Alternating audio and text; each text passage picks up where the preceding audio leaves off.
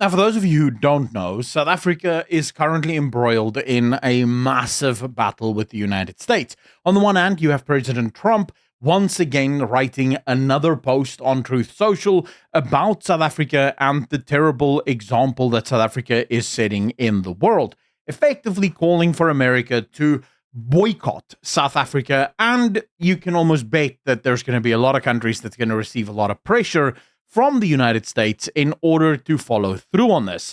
But on the other side of this, we've also had a number of bills being introduced in the United States Congress as well as in the United States Senate. Earlier this year, of course, we had the bill from Congressman Ronnie Jackson that called for President Trump to do a full review of the relationship that South Africa and the United States have, and also reviewing the AGOA agreement. And then earlier this week, we had Senator John Kennedy that came out with his own version of this bill that once again calls on the United States Congress as well as the Senate to do a full review and investigation into South Africa and all of the missteps and the relationship between America and South Africa. Immediately after these things came to light, we started seeing this. All across social media, you had these accounts coming from literally everywhere, blaming Afriforum and Solidarity and, of course, white people for Donald Trump doing this. What made it interesting was how quickly it happened, how very quickly all of these accounts came out with exactly the same sort of mantra. Posts like this one from Carl Nias became a rallying call across all of social media, basically saying that Afriforum and Solidarity needs to be charged with treason for what they did and how they got America to hate South Africa. And of course, they're not alone. When you actually go across the board, you look at every single article from News 24, BusinessTech, IOL, all of them make in their articles claims about how Afriforum and Solidarity really is to blame. It's the Afrikaner racist right-wingers that are to blame for what the United States is currently doing and the problems that the United States has with South Africa. Now, I want to sort of just quickly challenge a little bit of the thought pattern here. Do you truly believe that the most intelligent, and by that I don't mean intelligent in terms of IQ, but the country with the most intelligence agencies in the world, right? The most powerful nation in the world would truly go on a rampage, alienating a single country in the world based on the words of two, but let's be real, according to or in comparison to the United States, very tiny organizations. Solidarity and Afriforum are absolute giants in the Afrikaner community here in South Africa. But compared to the United States, they don't even measure when you look at some of the organizations that exist in America doing similar things. So why would America risk everything, all of their relationships with Africa, on the hearsay or the sort of useless ramblings of two minor organizations? Now, they wouldn't. But of course, that's not the point of the articles. That's not the point. All these articles, by the way, know that they're lying. They know full well that what they're saying isn't Afriforum and Solidarity's fault, but all of the media in South Africa is actually part of the propaganda system that the ANC has put in place. And their job is to run the disinformation, and yes, disinformation is the correct word here. Misinformation is information that is spread wrongly by people, ordinary citizens. Disinformation is when the government is disseminating false information in order to change public perception or in order to excuse their own failings. And this is what we have here. News 24, BusinessTech, IOL, every single one of these outlets are running disinformation campaigns on behalf of the ANC, because remember, the ANC's entire spiel is to act stupid whenever they get caught, to act as if they don't know what anyone is talking about here, and it's always nice to have a scapegoat. This is Afriforum, this is Solidarity, this isn't us, we're not doing anything about it. So I thought it might be nice for us to actually go to the primary sources. Whenever you're in doubt, go to what the actual documents have to say, because it will give you everything you need. If indeed it is Afriforum and Solidarity that have said all of these things that caused the United States to really dislike South Africa, then it stands that in their official document that calls for the sort of investigations into South Africa and calls for the exclusion of South Africa from the AGOA Act, you would expect to see Afriforum and Solidarity mentioned. However, this is the bill. It's Bill S2752 by Senator Kennedy. And when you look at it, the Section 2 findings of this, you won't find a single mention of Afriforum or Solidarity anywhere. In fact, you don't even find a mention of genocide in this particular bill, because this is not what this bill speaks to. This bill specifically targets South Africa over AGOA. And when you actually go through it, you find the actions of the African National Congress, which since 1994 has held a governing majority and controlled South Africa's executive branch, are inconsistent with its publicly stated policy of non-alignment in international affairs.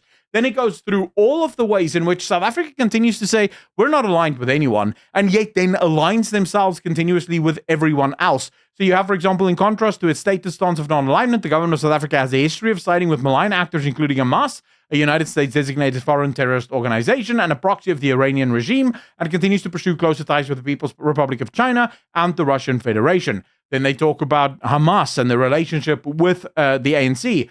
Following Hamas's unprovoked attack against Israel, how quickly South Africa started to blame Israel for all of it. So you look, for example, on October the 7th, South Africa's foreign ministry released a statement expressing concern of escalating violence. This is literally on the day that it's happened. South Africa isn't sorry about what's happening in Israel. They're merely worried about how Israel is going to respond to this threat from Hamas. On October 8th, you have the national spokesperson for the ANC, Malengi Bongo Motsiri, who said the following: the devastating attack by Hamas, the decision by Palestinians to respond to the brutality of the settler Israeli apartheid regime is unsurprising.